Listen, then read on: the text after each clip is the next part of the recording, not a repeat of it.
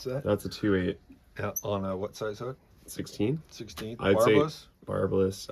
Yeah, jig hook. I'd say a 3/0 tungsten bead would probably be just perfect for the. Okay. Is this? Let me double check. Is this an 18 or is this 16? Yeah. So I'd go 3/0 tungsten slotted plus 16, and then gold typically. Okay. And then you got 70 Vivus orange. Okay. Thread. Well, you're gonna.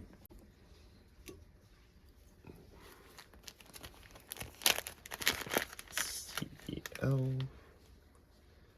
So then put on a few.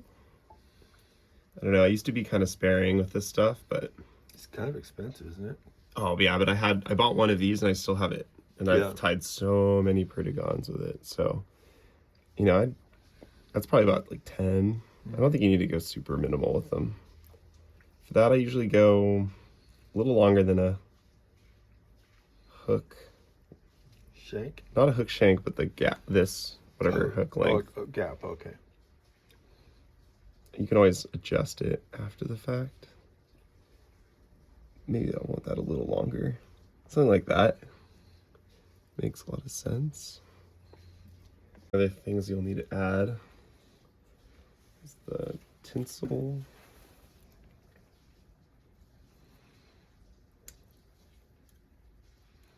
Just grab a, I don't know how many we're going to tie, but we'll just start there.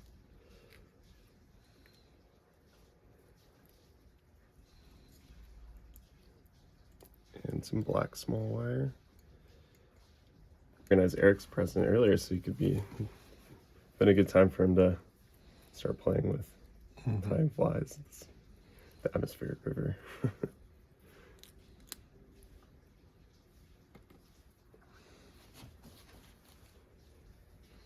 Okay. I usually just grab the wire and the holographic tinsel, kind of line them up, and then tie those in. And then typically I will build like a little bit of a body. A trick is if you want to build a smooth body, which helps sometimes with wrapping the holographic tinsel, you can flatten the thread. And so I will start wrapping back to about, okay, maybe there. I'll continue to flatten the thread. Okay, I'll just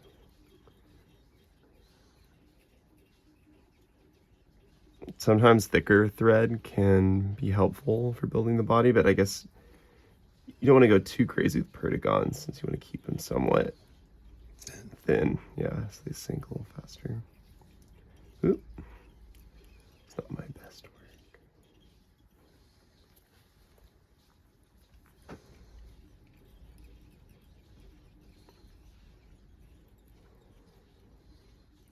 It's probably reasonable.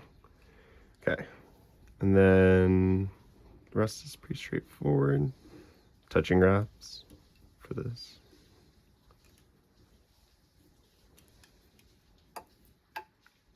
Oh. Yeah.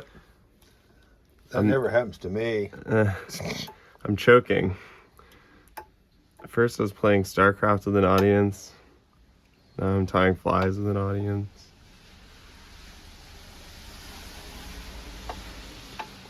So the body is, you've covered the orange thread completely. I usually just go up to the bead. Okay. And then we'll tie it off there. Secure it.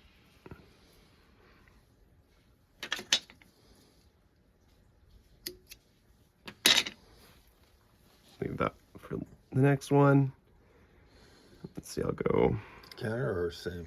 It doesn't matter since you put the resin on it. Yeah. It's maybe an aesthetic preference at this point, but I'll try to,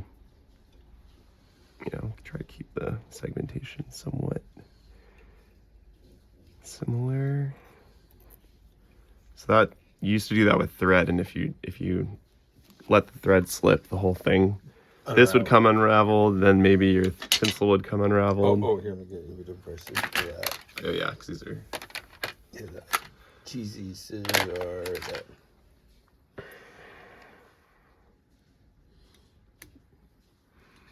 Okay. So we'll have, yeah, that little bit of wire. Usually just kind of brush it so it's in line. Whip finish. Usually add a little bit of a color. You don't need to go too crazy, actually. So that's about it. Oh no. 3-turn whip finish. I kind of got... Oh, that go down that way. Fish gonna notice? Fish are not going to notice, but... Okay. Kind of got bungled, but it'll work just the same. Too. Okay.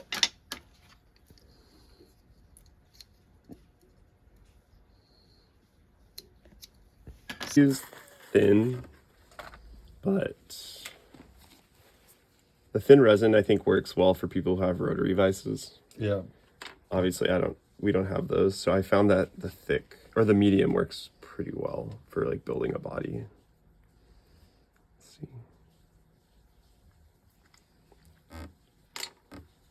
So I'll do it relatively manually.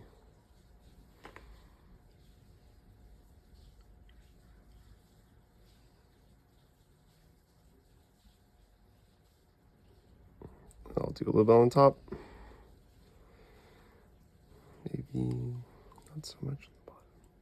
Oh, crap. Fix that later.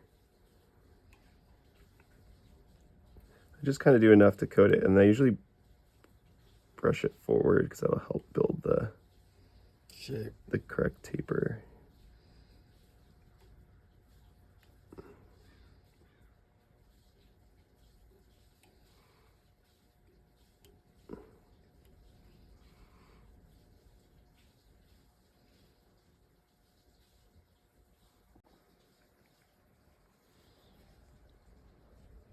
don't look at it. That's good. Good. There we go.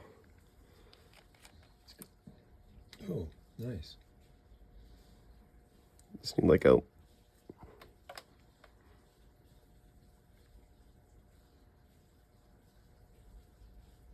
That's about it.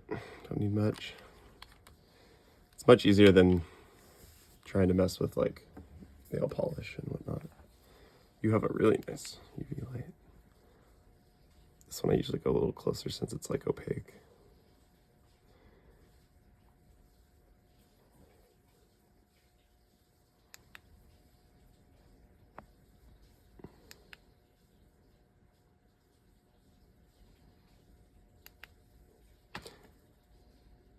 Yeah, I think that's it. Wow, cool. Yeah.